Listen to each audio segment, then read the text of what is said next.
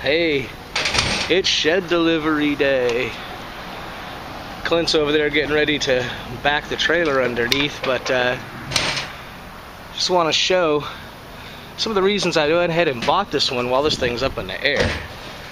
And probably the biggest thing is the galvanized steel frame underneath.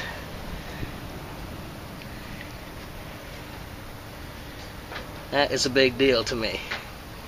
If I gotta replace the floor, I'll replace the floor. But that 6 inches of galvanized steel is really nice.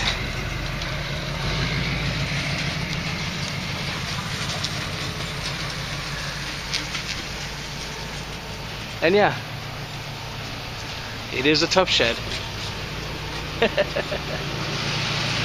Alright. I'm sort of helping him do his thing. They only sent one guy, which he certainly could have done it himself, but it'll go a lot faster if I help. So we'll be back on the property here in a second.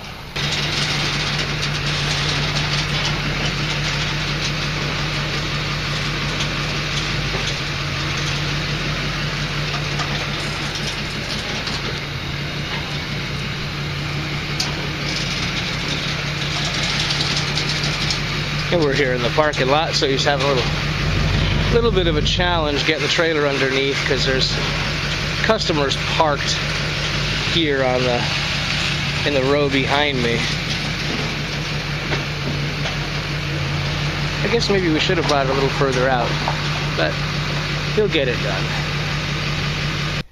All right, here we are, and Clint, he's the guy doing my delivery, just did an amazing job squeezing that 12-foot trailer, 12-foot shed into essentially what was a 13-foot spot. Went ahead and let him. He used his trailer to do a little timber work there. Pushed a couple of them down, but we're gonna get that a little bit closer to the ground. Well, he is. I'm just helping. But you can see how it's coming together. This is going to be a circular driveway around these trees, and that'll put the shed right in the edge of it, and then the back of the shed will form the fence line from the incoming driveway. Comes off the street, comes right where his truck is, and through here. And then the house site is right there. And for those of you who've seen it, that's where the septic tank is, and beyond is where the leach field is. So I'm just kind of here and helping the man when he'll let me. But he's obviously been doing this for a while, because I'm a pretty fair trailer guy myself. And I have to say, he did a good job. Alright, we'll come back when the thing's closer to where it belongs. Now he just drove out from underneath it. And all I can say is I'm glad it ain't windy.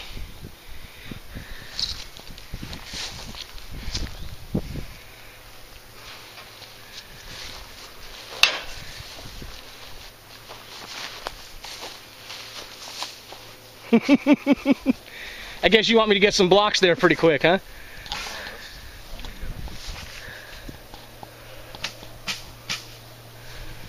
Woo! You know, if it was a breezy day, it'd be dangerous. Still isn't exactly pleasant. Yeah, it wiggled a little bit when you drove it out, but it didn't go anywhere.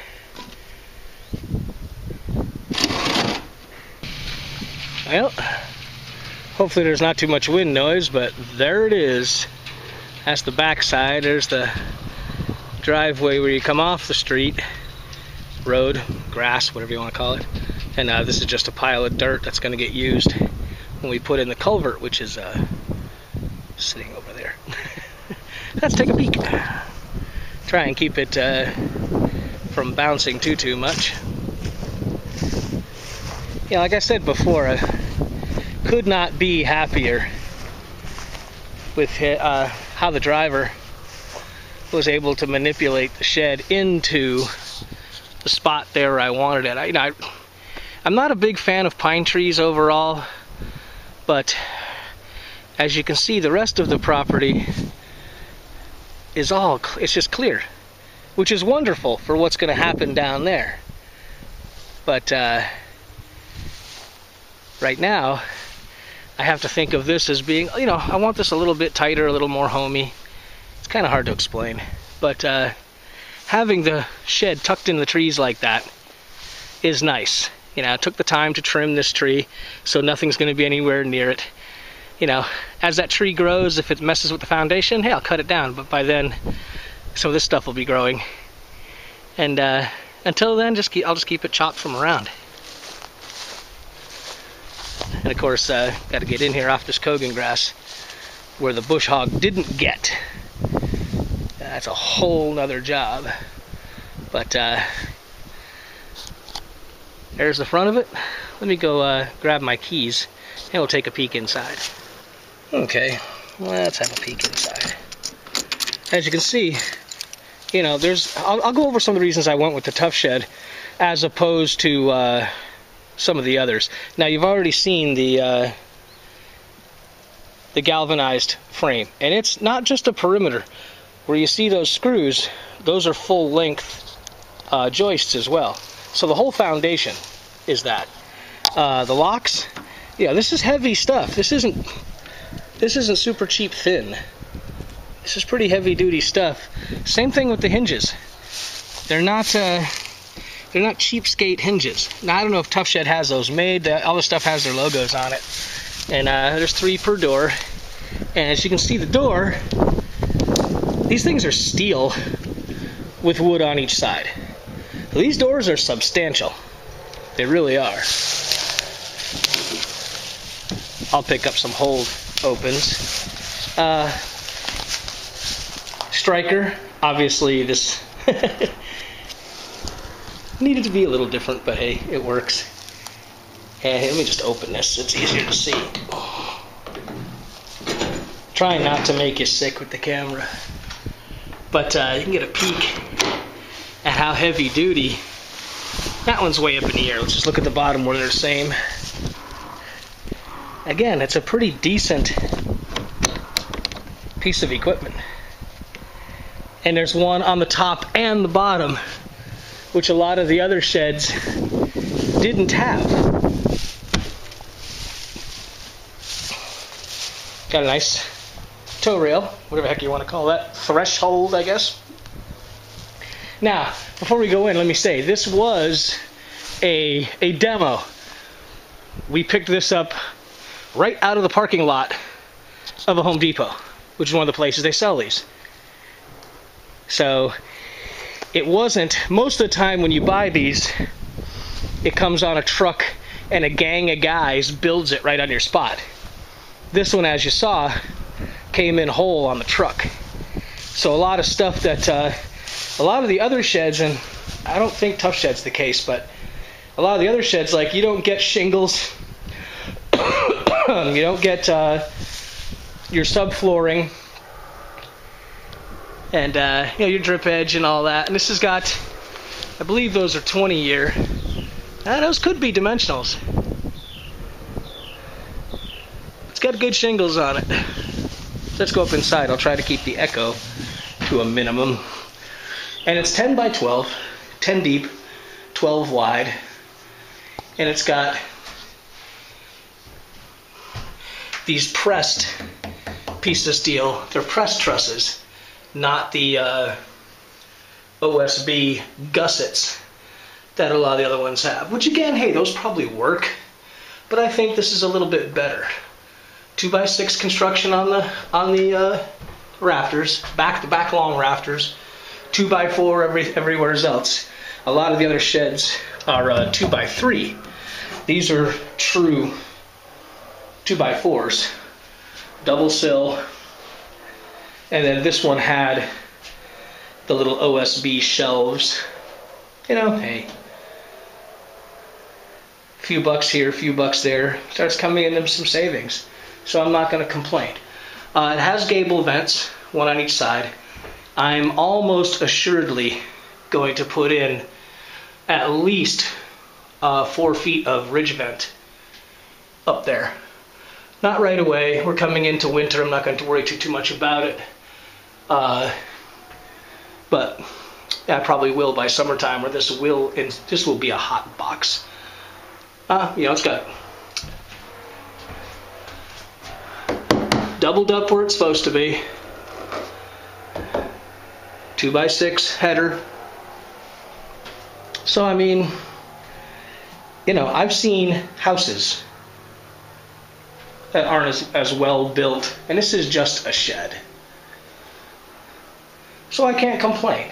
Obviously, I'll use this area for storing small stuff, and I might even make a little work bench, because this will be the office, if you will, of the whole building site.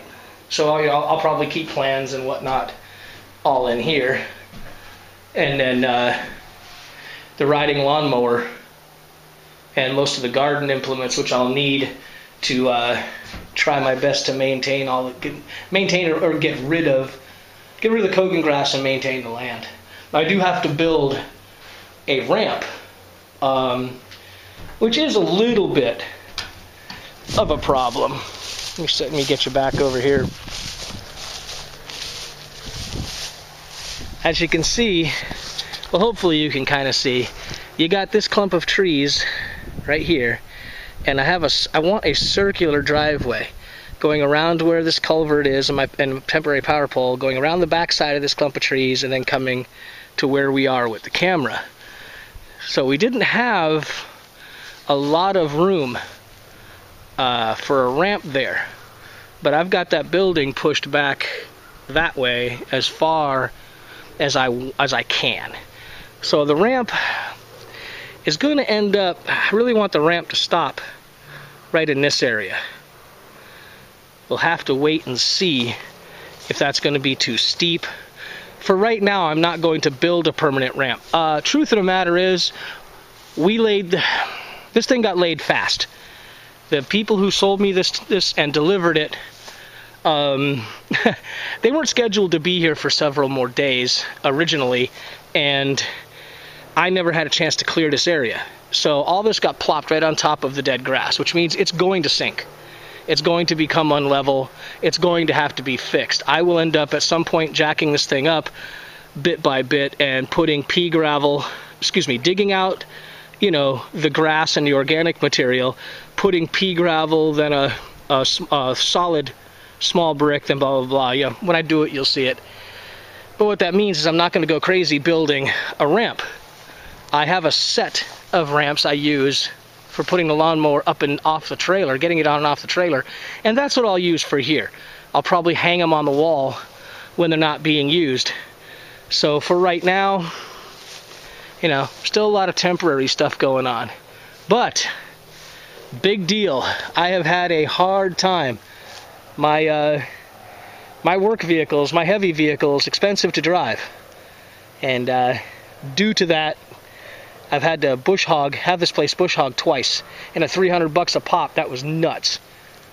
So, getting the riding lawnmower up here and other tools up here, rather expensive tools, and being able to lock them in a shed is a big deal, because then, well, then I can drive old Crunchy, and he gets, you know, 1,000,000 miles to the gallon, actually 35. So I can afford to get my body up here back and forth, but I can't carry many tools. This solves that problem. So, the first structure, if you will, on the Toadstead is here. Thanks for coming along for the ride, y'all. Fair winds, and we'll see you next time around.